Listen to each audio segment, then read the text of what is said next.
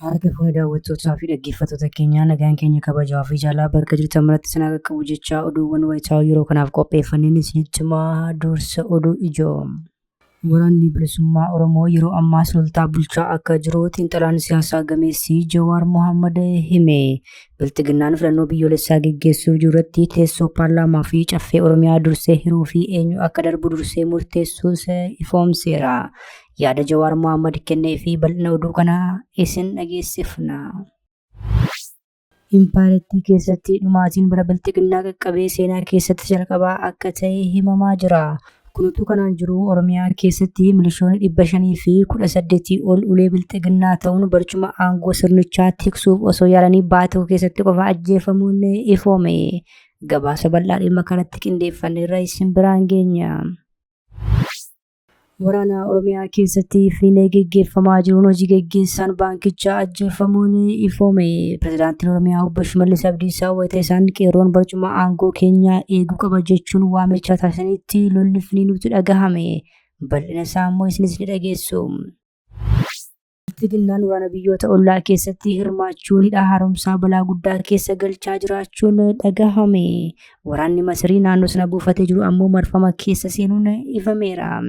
Jeneraalichi ammoo ni haleella jechuun dhaadataniiru. Kanas ni balballoomsina. Odeeffannoo wayitaawaa impaareetii fi Oromiyaa keessaa yerootti argachuudhaaf toora YouTube chaanalii kanaa subscribe, like, share taasisaa jechaan gara oduu bal'inaan qopheeffanneetti isin dabarsa. Waraanni bilisummaa Oromoo yeroo ammaa sulultaa bulchaa akka jiru xiinxalaan siyaasaa gameessi Jawaar Mohammad hime. Biltiginnaan filannoo biyyoolessaa geggeessuuf jiru irratti teessoo paarlaamaa fi caffee Oromiyaa dursee hiruu fi eenyu akka darbu dursee murteessuus ifoomseera. Waraanni bilisummaa Oromoo sochii fi to'annoo qabiyyee isaa babal'ifachuudhaan funyaan Finfinnee jalatti lola jabaa geggeessaa jiraachuu fi bakkeewwan murteessoo akka Caancoo fi Muloo ammoo yeroo murtaa'eef to'achuu gabaasaalee keenya kanaan duraatiin isin biraan geenye turre.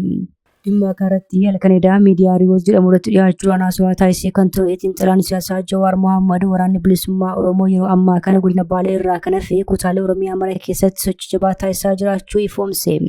Namni siyaasaa gameessi kun yaada kenne kanaan keessumaa godinaalee Oromiyaa kanneen akka Arsii Bahaa, Shawaa Bahaa, Shawaa Lixaa, Shawaa Kaabaa fi Wallagga Arfan keessatti bifa addaan magaalota aanaatti kiiloomeetira 100 olitti dhiyaatee bakkeewwan hedduu to'atee jira jedhe. Xiinxalaan siyaasaa Jawaar Mohammad dabaluudhaan yeroo ammaa biltiginnaan magaalaa Finfinnee fi iddoowwan muraasa malee haalaan bulchuu akka hin dandeenye yaadachiisuudhaan sulultaa bulchaa kan jiru WBO fi biltiginnaadha jedhe. Yeroo ammaa sulultaa gara tokko WBO gara kan biraa ammoo biltiginnaatu bulchaa jedhe namni siyaasaa kun. በፐርሰንት ማስቀመጥ አልችልም። የማይንቀሳቀስባቸውን ዞኖች ልነግርህ እችላለሁ። ትልቅ እንቅስቃሴ የማይታይበት ምስራቅ ባሌ ዞን በባሌ በአብዛኛው አሁን ገብቷል። በምስራቅ ባሌ ግን በባሌ የዛን ያህል አክቲቭ አይደሉም። ምዕራብ አርሲ የተወሰኑ ቦታ ላይ አክቲቭ አይደሉም። ምስራቅ አርሲ ኦልሞስት በሁሉም ወረዳ በጣም አክቲቭ ናቸው። ለምን ይሄን ሜንሽን ማድረግልህ የዛሬ 2 ዓመት አካባቢ አልነበሩም። ምስራቅ ሸዋ ስልህ እኮ ዝዋይ ቢሾፍቱ አካባቢ ያሉ አዳበርጋ ይሄ እነዚህ ቦታዎች ላይ በአክቲቭ ነው የተንቀሳቀሱ ያሉት። በአጠቃላይ ከአዲስ አበባ በ150 ኪሎ ሜትር ባሉ ዞኖች ውስጥ ነው በስፋት እንቅስቃሴ እያካሄዱ ያሉት። ጦርነት ተላምዶ ነው እንጂ እኮ በጣም ስትሬንጅ የሆነ ነገር ነው ኢትዮጵያ ውስጥ እየሆነ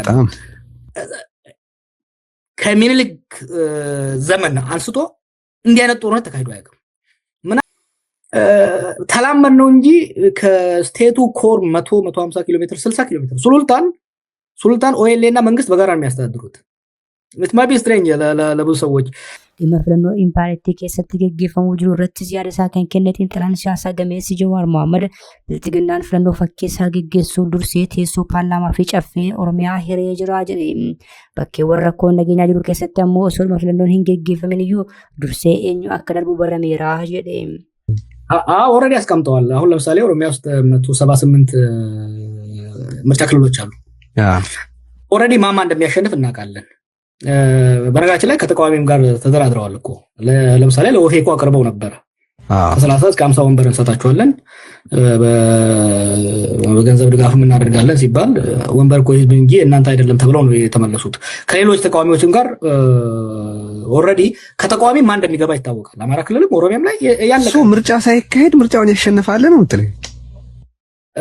ሊስት ላደርግልህ እችላለሁ እነማ ፓርላማ ውስጥ እንደሚገቡ ኦልሬዲ ሊስቱ አለ አልቋል ተሰርቶ በብልጽግና ቢሮ በጠቅላይ ሚኒስትሩ ቢሮ ተሰርቶ ቢሮ ደርሶ ሰዎች የማይወዳደሩበት ሰሞኑን ኢትዮጵያን Imparetti keessatti dhumaatiin bara bilchiginnaa qaqqabee seenaa keessatti jalqabaa akka ta'e himamaa jira. Kunutu kanaan jiru Oromiyaa keessatti milishoonni 518 ol ulee bilchiginnaa ta'uun barcuma aangoo dhuunfaatti osoo yaalanii ajjeefamuun ifoome.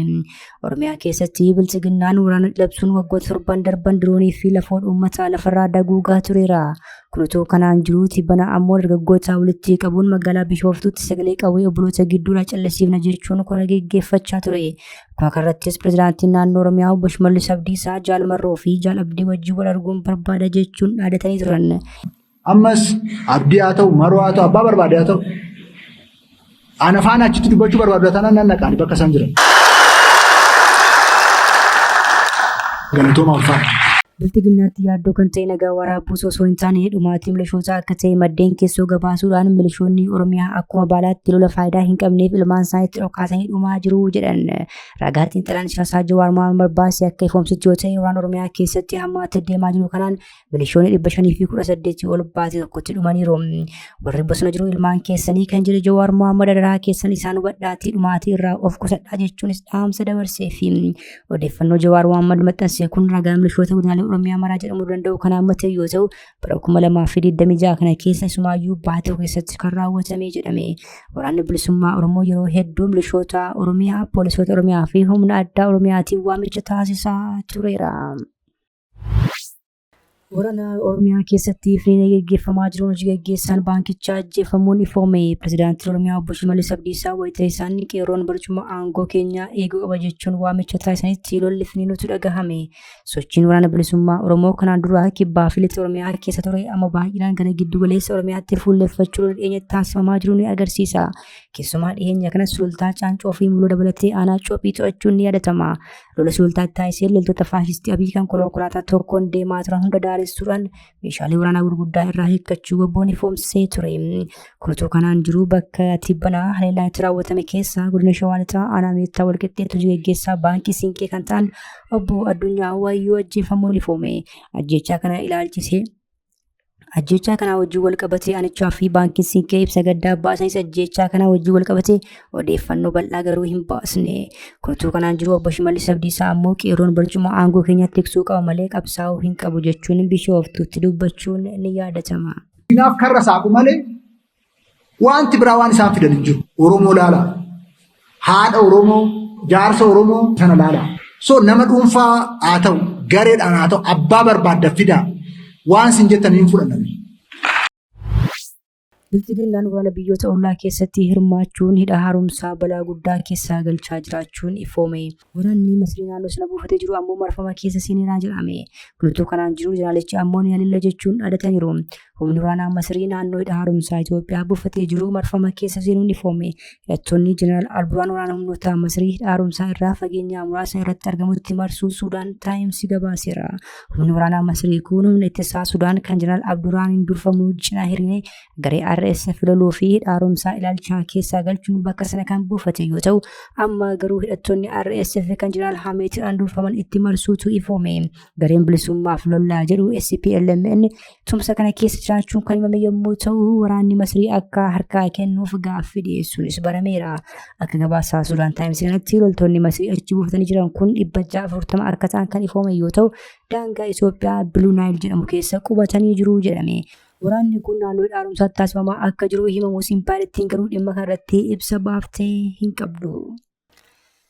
Kabajamtoota hordoftoota keenya oduun sa'aatii kanaaf qabanne dhiyaanni kana gaammaatti hordoftan ture oduu biraan hanga walitti deebinutti nagaa ta'aa.